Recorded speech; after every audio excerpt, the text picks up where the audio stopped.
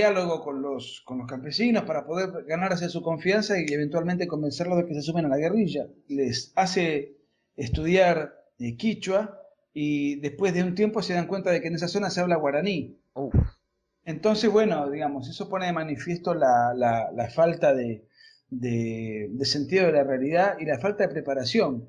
No tomó recaudos para conocer la idiosincrasia del lugar donde él pretendía llevar adelante una revolución. ¿cómo se explica que 12 personas arriba de un bote, que fue el Granma, hayan logrado derrocar una estructura gubernamental como la que en aquel momento estaba implantada en Cuba, cuyo mando era Batista? No, no fueron 12, fueron 82 personas las que viajaron en el barco. Lo que pasa es que cuando se produce el desembarco, las fuerzas de Batista generan realmente una represión y quedan 12 después de los Ajá, combates del desembarco. ah, Pero digamos, eso en la Sierra Maestra, en las zonas urbanas, en La Habana, en Santiago de Cuba, en las principales ciudades, había una insurgencia urbana que no respondía a Fidel Castro, pero que era contra Batista. Pero en realidad, después de un tiempo, bueno, logran reclutar más gente. Lo que pasa es que Batista estaba desacreditado en la opinión pública en Cuba y no fue la guerrilla la que le ganó a Batista. El ejército de Batista se negó a combatir porque no quería saber más nada con Batista. Batista no tenía control sobre su ejército. Estados Unidos apoyó la guerrilla de Fidel Castro pensando que Fidel Castro no era comunista. Y no solo Estados Unidos, la apoyó Venezuela, Costa Rica, Argentina. Muchos países le dieron armas, hombres, y Estados Unidos le hizo un embargo de armas a Batista, le bloqueó a Batista toda posibilidad de reacción, inclusive el ejército batistiano no peleó. Por eso Fidel Castro se hace con el poder, porque es impensable. Batista tenía unas fuerzas armadas conformadas por 50.000 hombres y Fidel Castro eran 400 campesinos, más o menos analfabetos. De manera tal que hay un mito sobre la revolución cubana. Mucha gente ya lo veo. honesta sostiene, dice, bueno, esto fue un disparate, no existió tal revolución, no existió la guerrilla rural como una epopeya. Fueron escaramuzas, te tiro un dato. Por Entre favor. el año 56 y el 59, entre las fuerzas de Batista y la guerrilla murieron 890 personas en total. 3 años de guerra es un promedio de una persona por día. Fíjate que en una guerra en serio, en una guerra civil en serio, ese número sería ridículo. Sería ridículo pensar que con ese nivel de bajas, una fuerza de 50.000 hombres, que era la de Batista, se iba a rendir. Si directamente le hicieron un boicot a Batista, sus propios miembros de las Fuerzas Armadas, Estados Unidos y la comunidad internacional, inclusive el embajador norteamericano se reunió con Batista y le ordenó que se vaya el 1 de enero, para que la revolución tenga una fecha épica, el 1 de enero. Mucha gente dice, volviendo a Guevara en particular, sea como sea, algo de bueno habrá tenido el Che. Si no, no se explica que sin condiciones haya llegado tan alto en la Revolución Cubana. Y también esa misma gente me reprocha cuando me escucha hablar que algo de bueno habrá tenido Guevara porque para trascender a figura internacional. ¿Qué le podríamos responder a esa gente, Nicolás? Bueno, que expliquen qué es ese algo de bueno. O sea, para ser famoso o trascender no hace falta ser talentoso. Eso es, lo podemos mirar inclusive si analizamos la vida del espectáculo. Lo que pasa es que los feligreses del Che Guevara le atribuyen al Che Guevara algunas cualidades eh, como por ejemplo, dicen, bueno, el Che Guevara murió por sus ideales, ¿no? Esa es una de las cosas que le atribuyen como mérito. Sí, Bueno, es una atribución bastante tonta porque no importa cómo murió el Che Guevara, lo importante es cómo vivió el Che Guevara. Y el Che Guevara vivió fusilando, despreciando al prójimo, llevando adelante aventuras mal calculadas, expediciones militares pésimamente pensadas, al servicio de una ideología que el tiempo demostró que no sirvió para nada.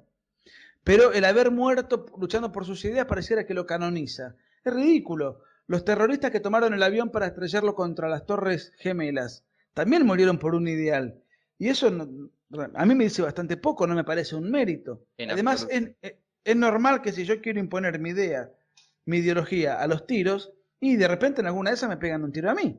La Claro. gente tiene derecho a defenderse. En este caso los bolivianos, que eran víctimas de una invasión extranjera. Después tengamos en cuenta que el Che Guevara es de izquierda. Y al ser de izquierda, Bueno, se le disculpan las atrocidades, porque en definitiva si fusiló gente, si masacró gente, si mandó gente a campos de concentración, como efectivamente lo hizo el Che Guevara. Bueno, lo hizo por la revolución, por los pobres, fueron errores en el marco de una causa noble. Ser de izquierda hace que exista una indulgencia, se le disculpen a estos fascinerosos muchas de sus felonías. Guevara, ¿siempre fue de izquierda? Guevara tenía una familia que era, su madre tenía una cierta inclinación izquierdista, una izquierda así, digamos, caviar, ¿no? Una izquierda afrancesada. Acomodada. Sí, esas izquierdas elegantes que les gusta filosofar mientras viven de rentas, ¿no? Ese progresismo paquete. Y de hecho, un tío de él, un tío político de él, Córdoba Policho Iturburu, otro millonario que era presidente del Partido Comunista, bueno, tuvo alguna influencia familiar, pero en realidad a él no le importaba la política, no escribía sobre política, no tenía inquietudes políticas y nunca tuvo militancia política. Pero ya de grandulón, a los 28 años más o menos, se enamora de una mujer con la cual se casa y tiene su primera hija, que era una militante comunista peruana, del APRA, del ala izquierdista de Perú, que estaba apoyando una dictadura de izquierda en Guatemala. Él la conoció, el Che, en Guatemala porque él estaba haciendo turismo aventura por América Latina y en Guatemala conoce a esta chica, y esta chica es la que lo fanatiza y la que le da literatura izquierdista, etcétera, y la que le presenta a Fidel Castro. Él queda embelesado con Fidel Castro porque su padre era un personaje ausente, un playboy irresponsable, sin autoridad, y él nunca tuvo autoridad paterna, y eso se siente muy bien en sus notas, que siempre está buscando una autoridad que no tuvo en su casa. Ajá. Y Fidel Castro un poco ocupa ese lugar. ¿Es cierto que Guevara dudaba entre irse con los supuestos revolucionarios y emigrar a Europa? Él viaja a México, se dedicaba a sacar fotografías los fines de semana, era un aventurero, un bohemio sin ninguna proyección política.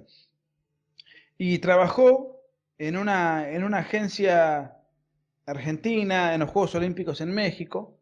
Y bueno, fue uno de los pocos trabajos que tuvo, porque al Che Guevara no le gustaba trabajar. Era un fanático del ocio. Y en esa ocasión, uno de los muy pocos trabajos que se le conoce, su objetivo era comprar boletos para ir a España, conocer España, la España de Franco, la España franquista. Sí. O sea que no tenía ningún espíritu revolucionario. Y cuando fue a fue a cobrar el dinero y comprar los pasajes, se dio cuenta de que no le alcanzaba el dinero y tenía que quedarse en México más tiempo trabajando. Ujú. Y en ese mismo día, la misma semana se reúne, ahí conoce a Fidel Castro. Y Fidel Castro lo invita a ir a Cuba.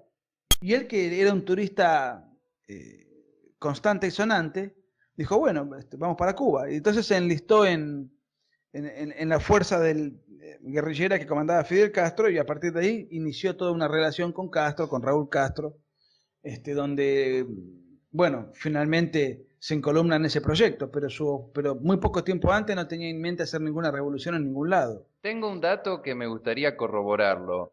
¿Es cierto que Guevara despreciaba e incluso se burlaba de los cubanos? Bueno, Guevara se burlaba de todo el mundo, de los cubanos también. Incluso les criticaba el desorden que tenían en su cabeza. Él decía, tienen una especial devoción por el quilombo, son inaguantables, decía el Che Guevara. También decía de los mexicanos, decía que eran una indiada analfabeta. De los bolivianos decía que son como animalitos. Todo está documentado, está escrito por él. Por él mismo. Por él mismo. De los homosexuales los consideraba perversos sexuales. Ujú. Por ejemplo, de los indios argentinos decía que tenían un olor repugnante y que es más agradable el olor a excremento de vaca que el de los indios argentinos.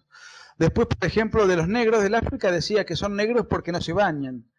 Bueno, es inacabable las anotaciones que tiene Pero el Che Guevara en este sentido. Es un personaje que encarnaba el desprecio al otro. como sabemos, el Che escribía un diario, ¿no? Sobre la guerrilla, la guerra de guerrillas, en donde hay vertidas expresiones muy subidas de tono.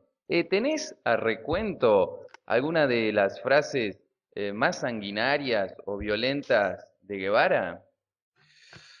Mira, muchas, pero no solamente en el diario en Sierra Maestra. En el diario en Sierra Maestra lo más fuerte es cuando él confiesa sus fusilamientos. sus ejecuciones, incluso con lenguaje médico. Dice, a fulanito le pegué un tiro, la bala entró en el omóplato, salió por tal lugar, o sea, como si fuese un perito, ¿no? Sí. Eso es bastante fuerte de leerlo, de quién efectivamente disparó el tiro. Pero hay frases que forman parte de diferentes momentos. En el año 60, él dirige unas palabras en un congreso de juventudes en Santiago de Cuba, y él dice abiertamente que la manifestación pacífica más intensa que puede sentir un individuo es darle un tiro bien dado a quien se lo merezca.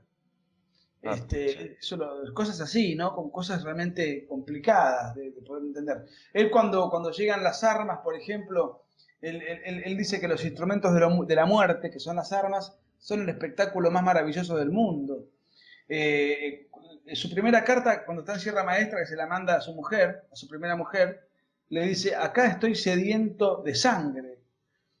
Un médico sediento de sangre, ¿no? Por ejemplo,